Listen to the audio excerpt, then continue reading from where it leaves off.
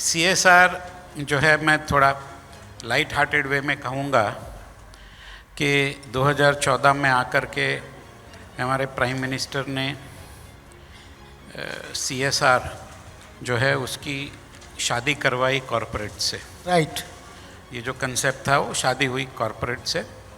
और शादी जो होती है वो दो तरह की होती है, एक अरेंज्ड मैरिज और एक लव मैरिज। अगर हम सीएसआर का कंसेप्ट इसी से जोड़े कि कॉरपोरेट जो है, कुछ कॉरपोरेट्स जो है वो विलिंगली ये जो जिम्मेदारी है सीएसआर की वो अपनाते हैं, यानी वो लव करते हैं और वो कोशिश करते हैं कि हम जो कुछ भी करें वो ग्रास रूट लेवल तक उसका फ़ायदा हो।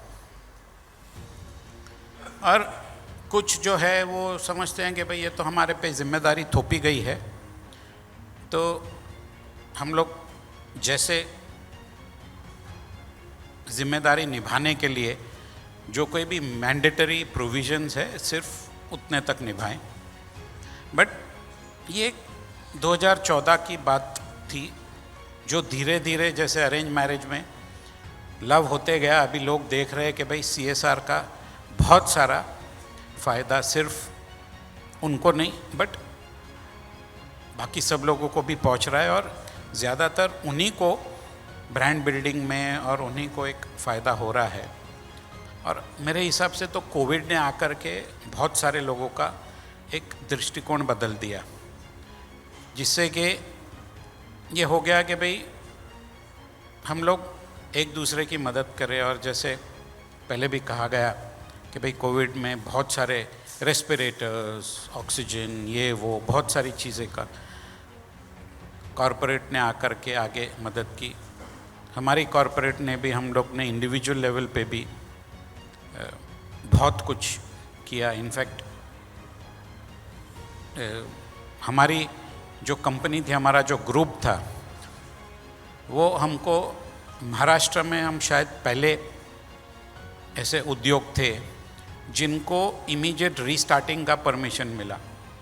विदिन 3 days ऑफ लॉकडाउन हमें गवर्नमेंट ने कहा कि आप आपका कारोबार रीस्टार्ट कीजिए, क्योंकि हम इलेक्ट्रिकल बिजनेस में है, केबल्स में है, इंस्टॉलेशंस में है, तो बहुत सारी हॉस्पिटल्स और बहुत सारा काम करना था।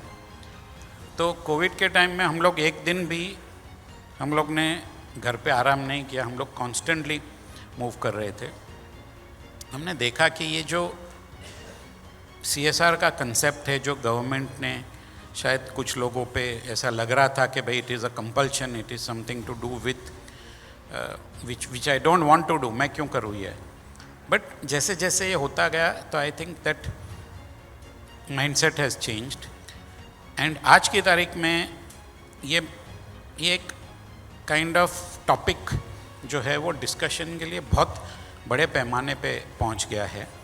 CSR is becoming something which is now well taken by the industry. And विकसित भारत में तो आपका ये सवाल था कि क्या महत्व रहेगा। आई थिंक बहुत सारा महत्व रहेगा, क्योंकि कोई भी समाज जो है वो एक कुछ लोगों के या कुछ इंडस्ट्रीज़ के बढ़ने से समाज इम्बैलेंस रहता है, एक सोशल अनरेस्ट रहता है। ये विकसित भारत में एक इवन स्प्रेड जो बोलते हैं, इसमें सीएसआर एक्टिविटीज़ बहुत अहम बहुत महत्व का रोल प्ले करेगी। और हम यही चाहते हैं कि ये बात सभी लोगों तक पहुँचे और हम सब इसमें हाथ मिलाकर हम लोग आगे बढ़े, काम करें। And that is the best way for our country to move ahead. The amount that we are talking about, according to me, may not be a genuine amount, because over and above that, a lot of companies are doing a lot of other activities, Right.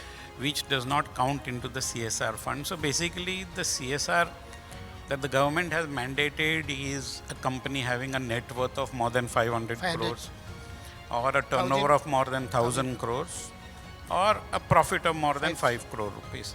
Now the amount that is to be contributed is a measly 2%. Yeah. Now, So if you are running 5 crore profit, only 10 lakhs rupees will go to the CSR. correct. Yeah.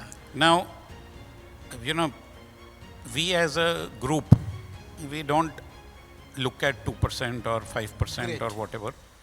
In fact, we in near our factory in Pune, we started with a school which was having 40 students, and then we kept on funding it and building new classrooms, giving computer lab, etc. Today, the number of students in that school is 2200. But the point to be seen here is that we started a scholarship scheme out there, and we started giving laptops out there. I think we started this more than 25 years ago. Now, what has happened is that the girls who were studying or who were working in that village or who were born in the village were not allowed to go to school. And the mindset was कि हम लड़की को क्यों भेजें, वो तो खाना बनाएगी, खेत में काम करेगी. The first year when we gave the scholarship, there were only 4 scholarships and all 4 were boys. About a month ago, we gave 89 scholarships. Great. And in that 89, 4 were boys. And one of the girls, and how the whole method got transformed, one of the girls who got a scholarship, she became a chartered accountant. She opened up a coaching class in the village. And the parents were so proud of her that they advertised in school कि भाई ये बच्ची को देखिए आप. तो the girls today outnumber the boys in the school. Very good. And this is the impact that CSR has. Why are you looking at it in terms of rupees?